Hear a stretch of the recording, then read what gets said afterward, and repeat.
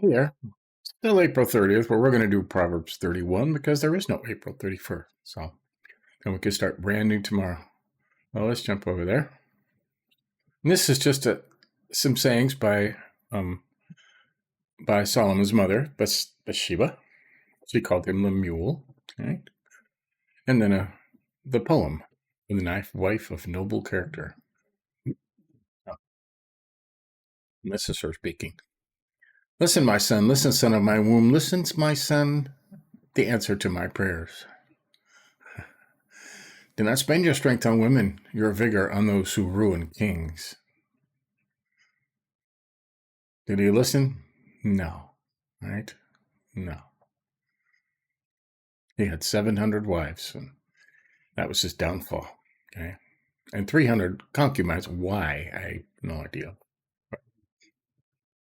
I mean, I know why. He was trying to expand his kingdom. Okay, so he would marry princesses to envelop the kingdom in his own and expand his territories. But then he had to take wives, and he had to bring all of their customs with them, and he let them build temples to their gods, and the only God was having none of that, right?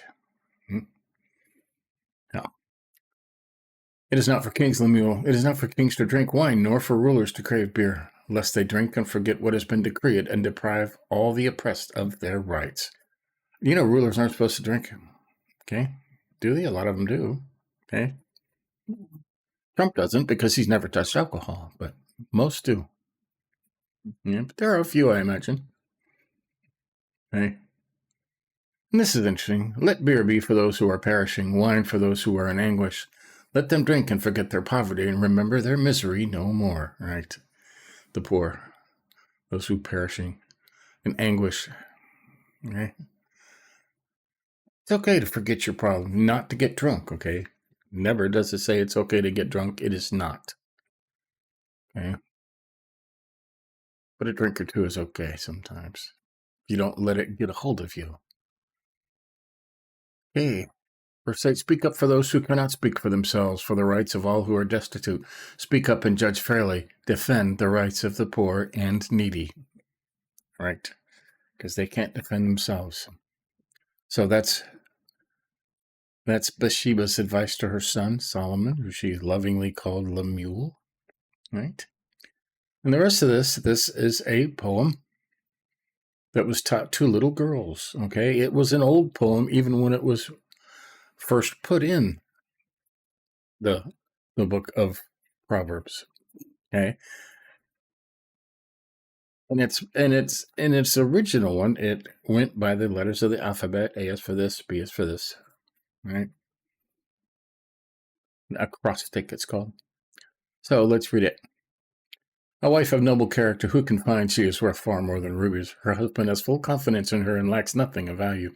She brings him good, not harm, all the days of her life. She selects wool and flax and works with eager hands. She is like the merchant ships, bringing her food from afar. She gets up while it is still night. She provides food for her family and portions for her female servants. She considers a field and buys it. Out of her earnings, she plants a vineyard. She sets about her work vigorously. Her arms are strong for her tasks. She sees that her trading is profitable, and her lamp does not go out at night. In her hand she holds the distaff and grasps a spindle with her fingers. She opens her arms to the poor and extends her hands to the needy. When it snows, she has no fear for her household, for all of them are clothed in scarlet. She makes coverings for her bed. She is clothed in fine linen and purple. Her husband is respected at the city gate, where he takes his seat among the elders of the land.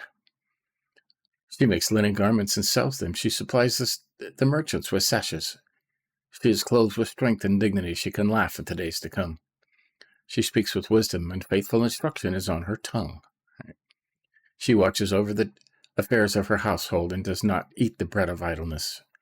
Her children arise and call her blessed, her husband also, and he praises her, saying, many women do noble things, but you surpass them all. Right?